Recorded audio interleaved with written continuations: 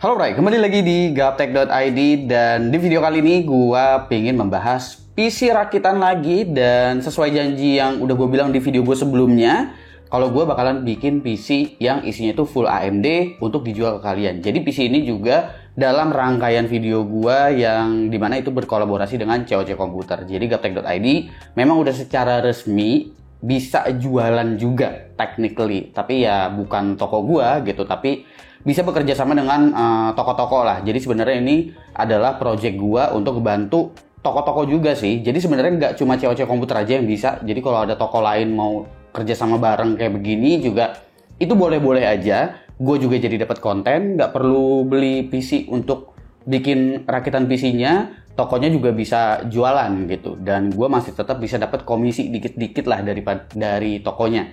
Selain itu customer-nya juga bisa mendapatkan tuning dari gaptek.id, kayak misalkan tuning di BIOS-nya, apakah itu di CPU, di memori, ataupun di GPU-nya, itu biasanya bakalan gua kasih tuning ekstra gitu. Jadi PC-nya tuh konsepnya paketan atau pre-build.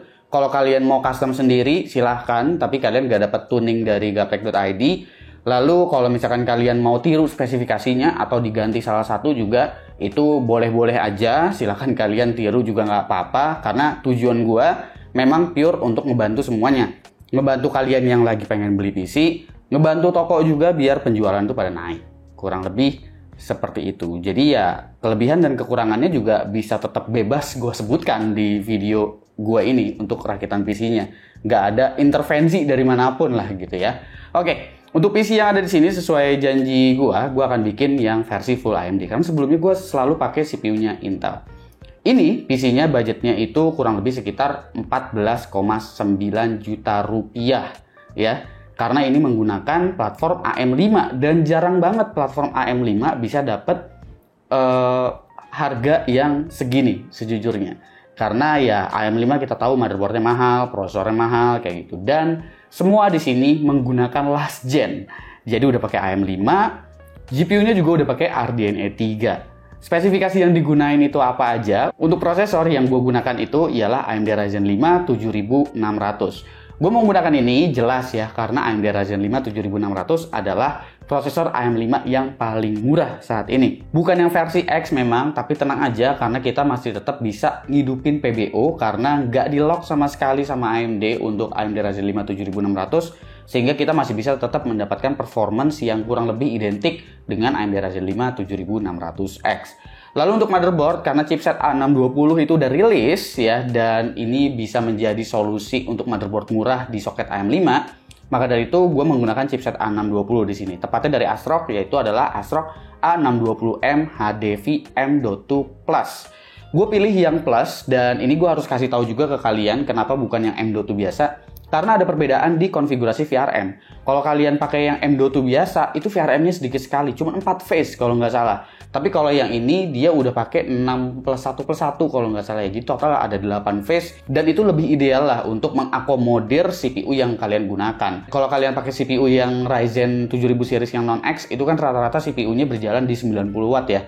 Dan gua rasa itu bakalan jadi aman-aman aja misalkan kalian mau pakai Ryzen 7 7700 atau bahkan Ryzen 9 7900 karena dayanya juga rendah gitu. Tapi kalau pakai yang X apalagi 7900X, gua tidak bisa merekomendasikan. Kekurangan dari motherboard chipset A620 yang satu ini, kalau dibandingin dengan paketan PC yang sebelumnya, sebetulnya ada di bagian I/O atau di slot ekspansi ya. Dimana untuk M.2 di sini nggak ada heatsinknya. Jadi untuk penggunaan NVMe PCIe Gen 4 itu memang terkadang kecepatan write-nya itu bisa naik turun karena yang nggak ada heatsinknya. Ditambah lagi juga motherboard ini belum memiliki WiFi. Meskipun ada slot M.2 yang dimana kalian bisa nyolokin M.2 card yang buat WiFi gitu lah, dan udah ada colokan antenanya juga di bagian belakang. Cuma kelebihannya dia udah ada BIOS flashback. Jadi kalau misalkan kalian mau update BIOS, itu kalian nggak perlu pusing-pusing masuk BIOS lagi, tinggal masukin file BIOSnya ke dalam flash disk, colokin di I/O belakang, habis itu pencet tombol BIOS flashbacknya sekali, udah kelar kayak gitu. Kelebihan dan juga kekurangannya gue sebutin nih ya. Nah, karena ini adalah platform DDR5, tentu gue akan memberikan memori DDR5 yang juga udah cukup optimal. Di sini gue nggak menggunakan Flare X, biasanya gue selalu pakai Flare X gitu. Tapi gue di sini pakai V-Color Manta X Sky 2x16GB DDR5 6000 MHz. Kenapa gue pakai RAM ini? Karena harganya 2 juta tipis Ditambah lagi dia juga udah CL36, bukan CL40 apalagi CL42. V-Color nampaknya memang udah cukup serius juga di bagian memori ini. Jadi untuk memorinya udah gua kasih yang 6000 MHz. Jadi gua nggak pakai memori yang kaleng-kaleng beli yang 5200 apalagi 4800 ditambah lagi cuma 16 GB itu. Enggak, udah 32 GB di budget segini. Lalu untuk GPU-nya gua menggunakan Radeon RX 7600 dari ASRock juga, yaitu versi yang Challenger D. Jadi ya kurang lebih ini versinya mirip dengan yang RX 6600-nya. Kalau kalian pengen lebih murah lagi, itu juga nanti bakalan ada versi yang menggunakan RX 6600 pada link pembeliannya nanti ya. Kalian cek aja di kolom deskripsi, kalian tinggal pilih mau yang RX 6600 atau RX 7600. Tapi di video ini yang gue demokan performance-nya itu adalah yang versi RX 7600-nya. Selebihnya itu ada beberapa komponen yang masih sama seperti di paketan PC kemarin. Seperti NVMe SSD itu masih pakai Corsair MP600 Core XT. Alasan masih pakai SSD yang ini juga karena salah satunya nggak ada heatsink di motherboard ini. Kalau misalkan pakai SSD yang jauh lebih beres pun, speednya jauh lebih tinggi pun, dia bakalan naik turun gara-gara ya operating temperaturnya nanti cenderung nggak stabil gitu ya. Maka dari itu untuk SSD juga masih pakai yang Core XT aja, nggak apa-apa, QLC, kelas entry, yang penting SSD. Lalu untuk cooling juga masih sama, yaitu AK400. Sekali lagi gue tekankan, ini gue akan targetkan juga untuk pengguna-pengguna awam yang memang pinginnya itu low maintenance. Jadi untuk penggunaan air cooling lebih gampang lah ngerawatnya. Semisal fan-nya rusak juga tinggal ganti fan-nya, atau misalkan udah berdebu-berdebu atau umurnya udah panjang juga ya heatsink nggak bakalan rusak gitu. Ditambah lagi juga airflow dari fan-nya ini juga bisa ngebantu untuk nge-push si SSD-nya ini jadi jauh lebih adem meskipun nggak ada heatsinknya. Ya meskipun kalau ada heatsink ya tentu bakalan jauh lebih beres gitu.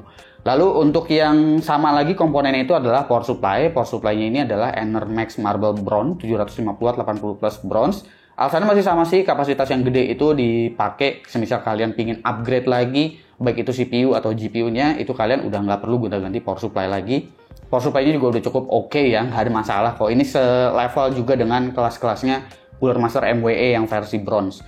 Dan untuk casing ini agak berbeda karena ini pakai Montec X2 Mesh, jadi versi yang lebih compact daripada X3.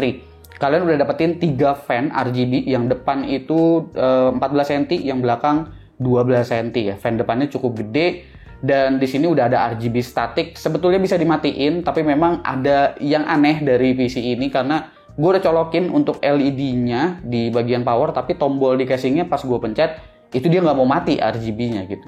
Jadi mungkin nanti gue bakalan utak-atik lagi dan gue bakalan cari tahu ini memang sebetulnya static RGB aja atau bisa mati, bisa stealth mode kayak versi X3 kemarin. Dan yang gue kurang suka dari casing ini sebetulnya bukan build quality-nya oke. Ini rigid sekali ya untuk ukuran casing 400.000 ya. Maksudnya rigidnya gitu, jangan bandingin sama casing-casing yang sejuta. Yang gue nggak suka itu sebenarnya nih logo Montecnya gede banget gitu. Mentang-mentang ini murah jadi logo tuh harus matching gede banget gitu. Nggak bisa yang kalem-kalem aja kecil di bagian depan gitu, mungkin akan jauh kelihatan lebih oke gitu. Dan untuk tempered glass-nya di sini dia belum pakai engsel kayak yang versi X3, jadi masih baut gitu ya. Jadi untuk melepas tempered glass hati-hati, takutnya jatuh ke bawah gitu ya. Kurang lebih juga looks-nya seperti ini. Semoga kalian suka dengan PC yang simple seperti ini. Memang untuk PC yang budget-budget kayak gini, gue selalu menekankan untuk optimalisasinya ketimbang tematik-tematik gitu. Untuk tematik-tematik jelas ya, kalau misalkan kalian ngincernya yang lebih tematik, yang lebih ada temanya, pastinya ya casing bakalan lebih mahal. Abis itu harus disesuaikan juga semua warnanya. Apalagi kalau kepengen warna putih, udah pasti harganya bakalan lebih tinggi.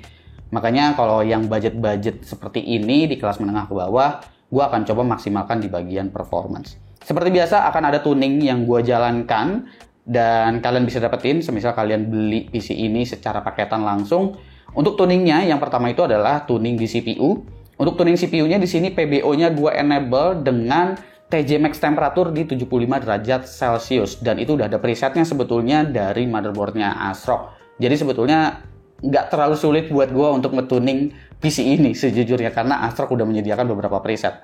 Preset yang gue ambil itu karena alasannya biasanya kita kalau misalkan enable PBO, apalagi ini Ryzen 7000 series, biasanya pengguna awam akan parno karena ngelihat AMD Ryzen 7000 series itu temperaturnya bisa sampai 95 derajat Celcius karena di-push terus.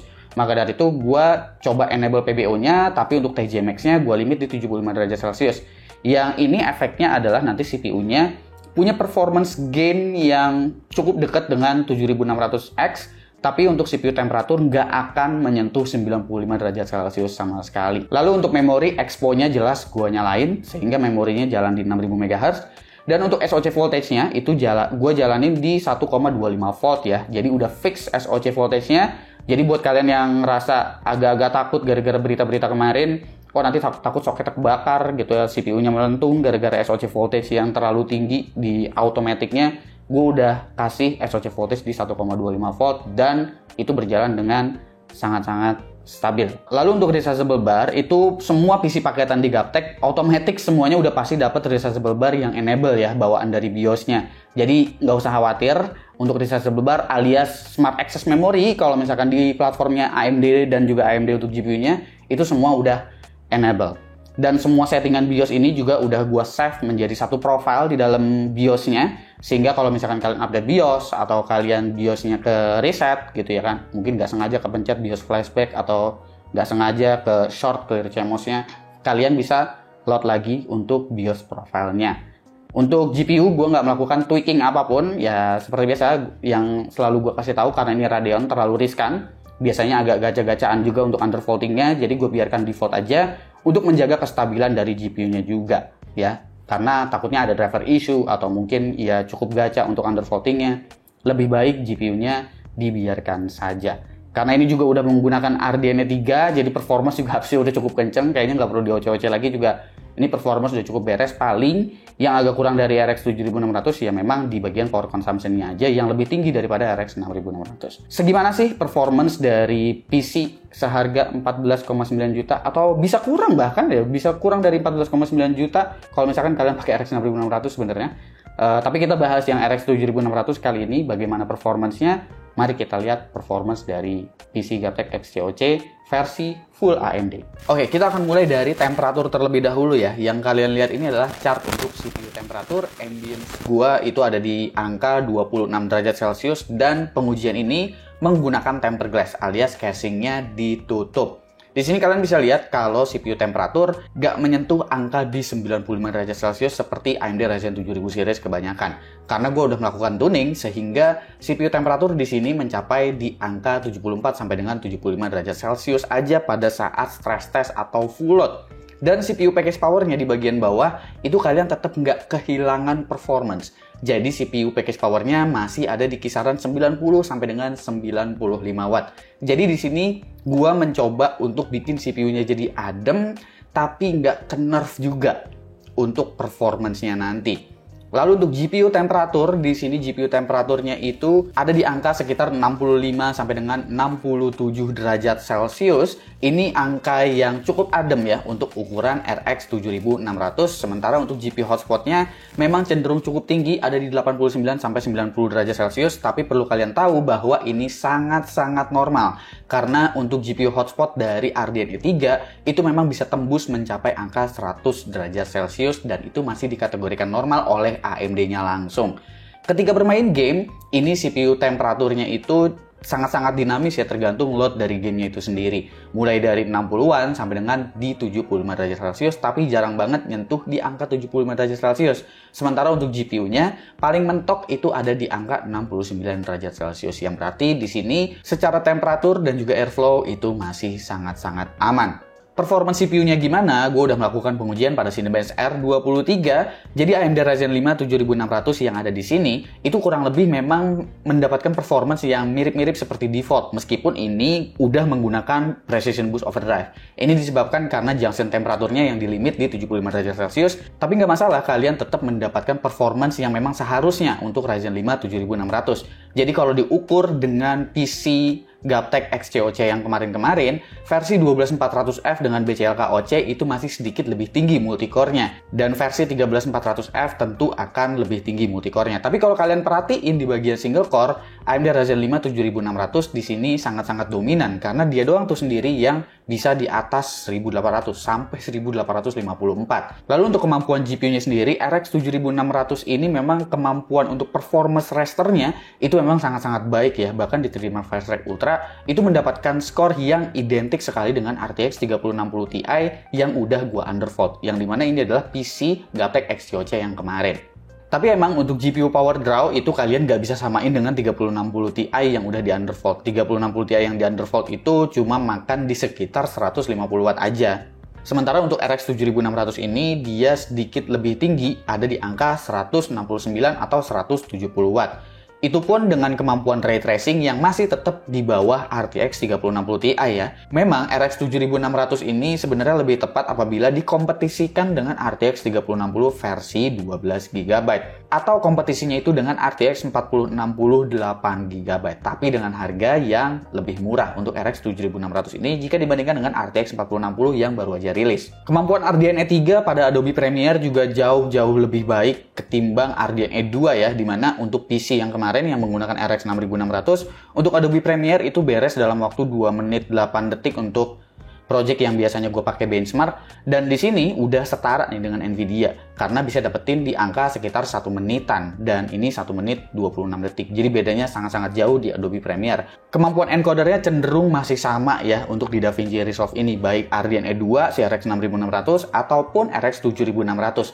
Jadi masih sangat-sangat berimbang. Kita langsung lompat ke game kompetitif, yaitu adalah Valorant. Di sini kalian bisa ngelihat bahwa untuk game Valorant ini perbedaannya sangat jauh dengan PC yang versi Intel kemarin ya, karena single core dan juga cache yang gemuk sekali di AMD Ryzen 7000 series ini ngebikin untuk game-game kompetitif seperti Valorant ini mendapatkan rata-rata FPS yang sangat tinggi di 500, bayangin aja.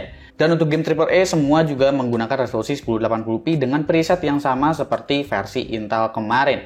Seperti di Cyberpunk 2077, di sini untuk resolusi natif RX 7600 bisa mendapatkan rata-rata 84 fps dengan 1% low frame rate yang masih sangat-sangat bagus di 64. Ini berkat memorinya yang 32GB ditambah lagi juga memori DDR5-nya yang memiliki frekuensi tinggi di 6000 MHz. Lalu seperti Death Stranding juga kalian bisa mendapatkan rata-rata 172 fps pada preset very high di sini, dan di sini tanpa menggunakan upscaling sama sekali. Untuk Death Stranding memang untuk di Radeon nggak ada pilihan untuk FSR sih. Jadi ini FPS yang udah sangat-sangat tinggi untuk game seperti Death Stranding.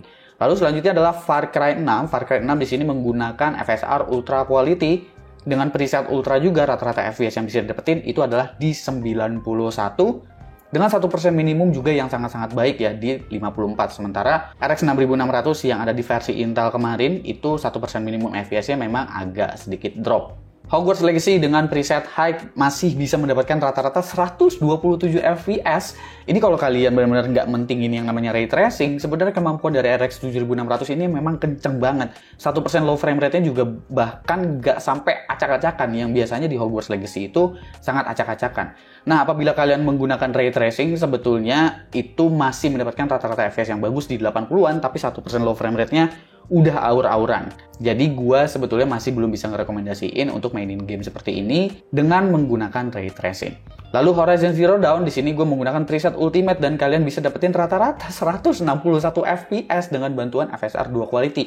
Ini kalaupun kalian pakai resolusi native, ini masih nggak apa-apa banget. Pakai resolusi native itu masih 119 fps-nya, masih santai banget untuk PC yang versi 1 ini. The Last of Us menggunakan preset high dan juga FSR 2 Quality, gue mendapatkan rata-rata 112 fps. Jika dibandingkan dengan PC COC X Gatek yang versi Intel, yang dimana itu memang harganya lebih murah juga, perbandingannya itu juga lumayan jauh ya, karena itu rata-ratanya cuma di 82an fps saja dengan 1% low frame rate yang bahkan masih di bawah 60 fps. Sementara untuk Shadow of the Tomb Raider menggunakan ray tracing dan tanpa menggunakan upscaling sama sekali, jadi resolusinya native, ini dapat rata-rata di 74 fps dengan preset Ultra ya. 1% minimum fps-nya di sini memang cenderung kecil di 34, tapi jika dibandingkan dengan versi yang Intel kemarin, rata-rata fps-nya memang cukup jauh. Kalau kemampuan SSD sih sebenarnya mirip-mirip ya, masih sama aja, ada di sekitar 5,2 GB per second untuk sequential read-nya, sementara write-nya itu ada di 3,8. Untuk random 4K-nya juga bagus di 191 hampir 200.